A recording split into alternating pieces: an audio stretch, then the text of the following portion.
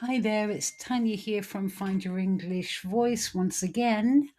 Hello and welcome. If you're someone who can handle a formal meeting in English, write a professional email, manage a difficult conversation with a client, and yet completely freeze when someone says, "How was your weekend?" This video is for you because that experience is far more common than you might think, and there's a very good reason why that happens.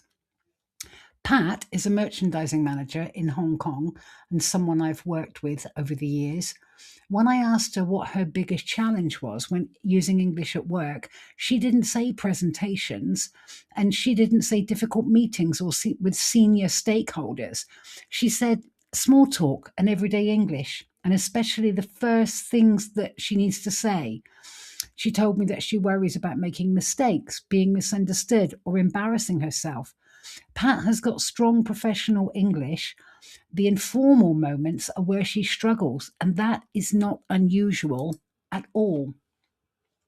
Here is why small talk feels harder than presenting often does, even though the vocabulary is simpler.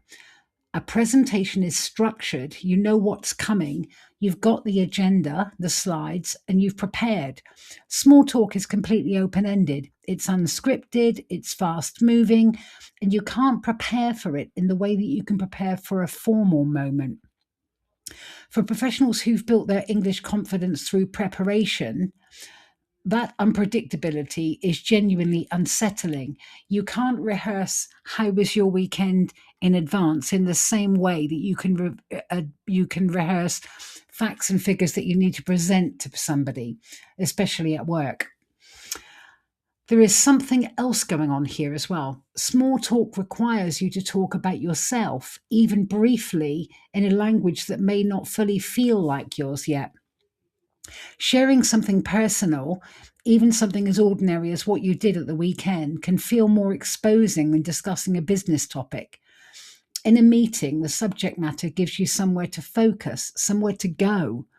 In small talk, the subject is you, and that is a different kind of vulnerability. Here's what I want you to understand about small talk. It isn't just filler. It's not the part of professional life you get through before the real work begins. It helps to build trust between colleagues, and it builds significantly informal moments, especially in informal moments.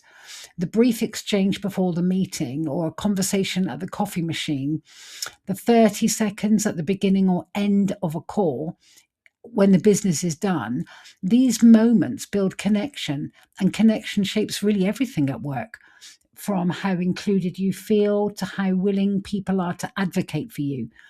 When you skip small talk, you're not just staying quiet. You're, without meaning to, presenting yourself as less warm, maybe less present or less connected. And that's not the impression you want to leave. And it isn't really who you are. There's also a practical reason to do small talk that almost nobody talks about. It warms up your brain before you need to perform.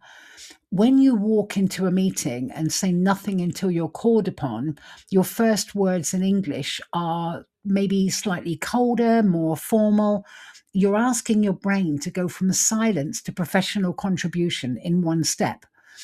When you spend even 30 seconds in casual conversation first, your brain eases into English. Your voice loosens, and then by the time the real conversation starts, you're already flowing. Jimmy, a police officer in Hong Kong, described it exactly when he said that he needs time to warm up using English, and small talk is an excellent place to start that warm up. This month, I'm going to be going into all of this in more depth, the tools that can make small talk feel easier, the mindset shifts that can help, the practical framework I use with professionals that I work with. There's new content every Wednesday. The link to this month's blog is in the description. And if you've not already downloaded the free PDF, that link is there too.